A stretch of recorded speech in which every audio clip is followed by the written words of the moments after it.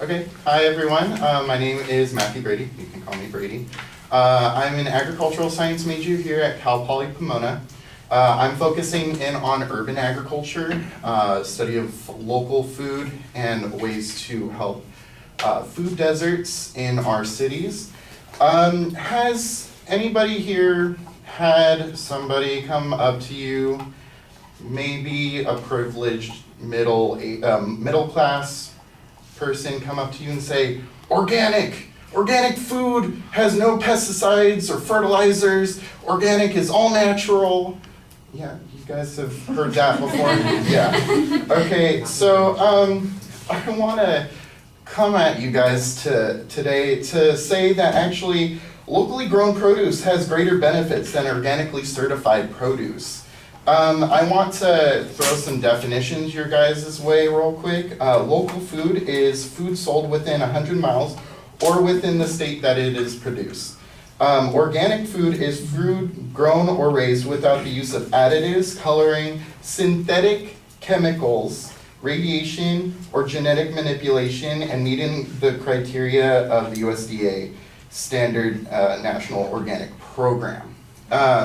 So a little preview of what's going on in this speech today is pesticides and fertilizers are still used on organic certified farms.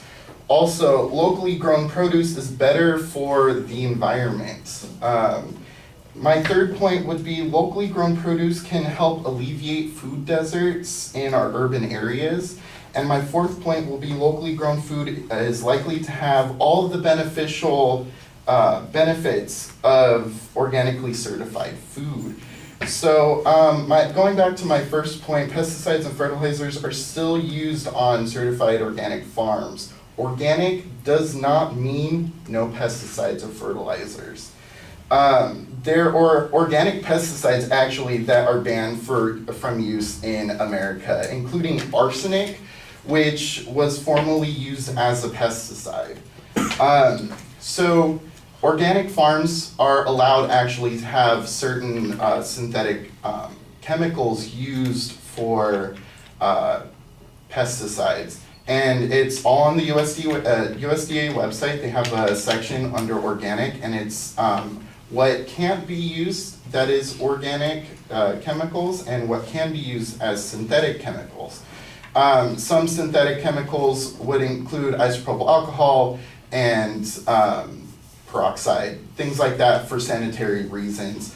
But there are organic chemicals like arsenic that are very harmful to our bodies that were used and are still relevant in our soil and everything that is used. My second point is locally grown produce is better for the environment. Locally grown food is actually cuts down on the food miles. A food mile is the distance food travels from where it is grown to where it is going to be purchased. So local food actually cuts down on that, cuts down on transportation, cuts down on processing of that food in big industrialized warehouses. So fossil fuels used in transportation is minimalized.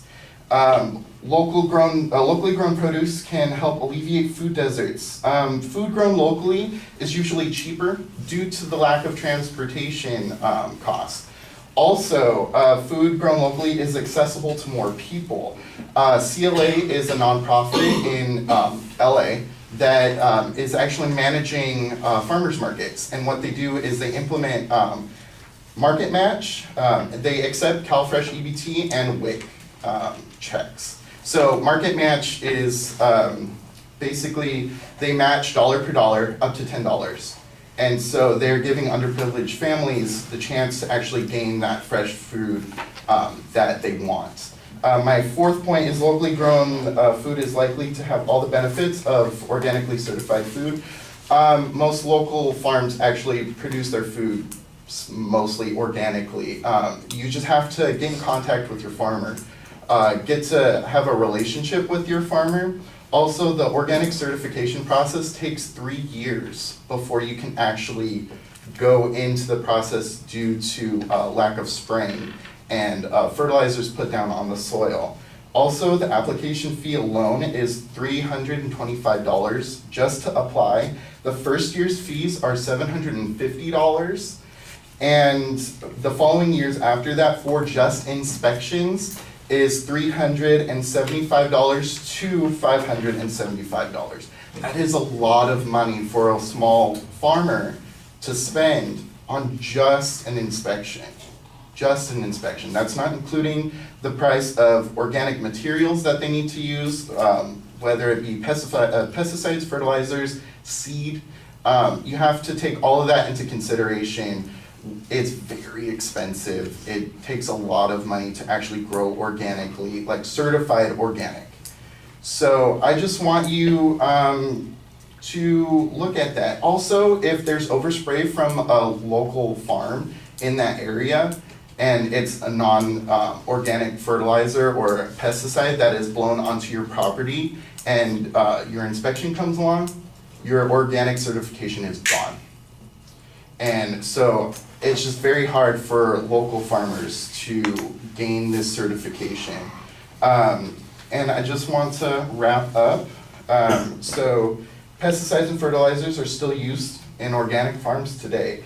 Locally grown produce is better for the environment. Locally grown produce also can help alleviate food deserts, and it is likely to have all the benefits of organically certified food. Thank you.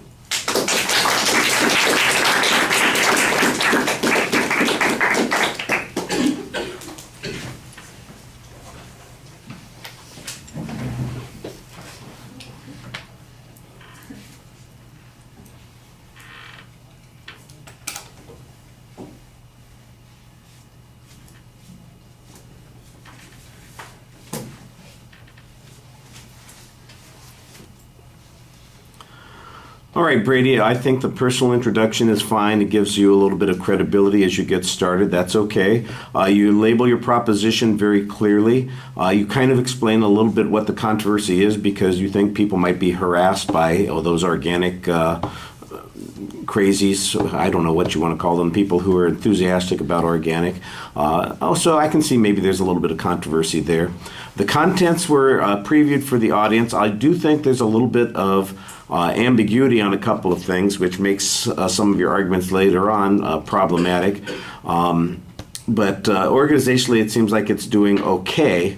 One of the assumptions that doesn't get explained, even though it's one of your supporting points, is what a food desert is and why that's important and why we should be worrying about it.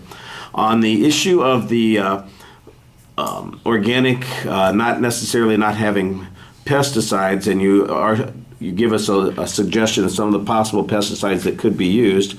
None of the ones that you listed, except arsenic, are given any risk factors to them, so I'm not exactly sure why they are problematic. And you said earlier that arsenic itself was prohibited, so I assume that you're just using that as an illustration. But again, we don't have any data on the kinds of organic pesticides that could be used that could be dangerous to human beings, and I think that that's problematic. That's basically your whole first point there. On the locally grown being better in the long run, you do use a term. You introduce a term called food miles. So I think that needs to be explained a little bit more. And even then, the support on it is all asserted that there is going to be some advantage because you are not paying for transportation. However, I assume that smaller farmers would probably have a need for a greater number of trips, for instance, in order to move their produce than if you were doing it on a mass level. So there's a big assumption built into your argument that I think needs to be documented more, and it's missing that.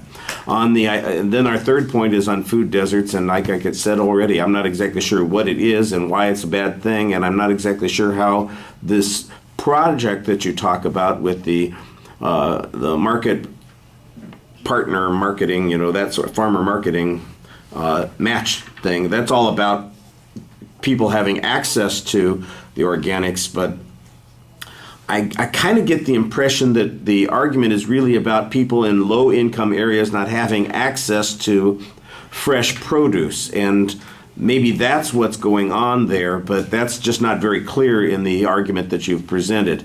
And then on your local argument, I thought that you have a, where are you? You're way in the back. Sorry. I think you have an interesting argument here, but you need to clarify what the inference is. You go through all this material about how complicated it is to get to be a certified organic grower, and it seems to me like your inference is really that these farmers can't afford to make the effort to get certified, but they engage in the same practices as certified organic farmers anyway, and so it's just as beneficial to get their food. That seems to me to be the implication of your argument. Not just that it's onerous, but that you're still getting good food that's been grown in appropriate ways. The fact that they don't have the certification is just a cost issue. It's not really a problem with the food. That, I think, is a clearer statement of what your argument is there than what you've got going on, and that got to be a little bit confusing. All right, thank you.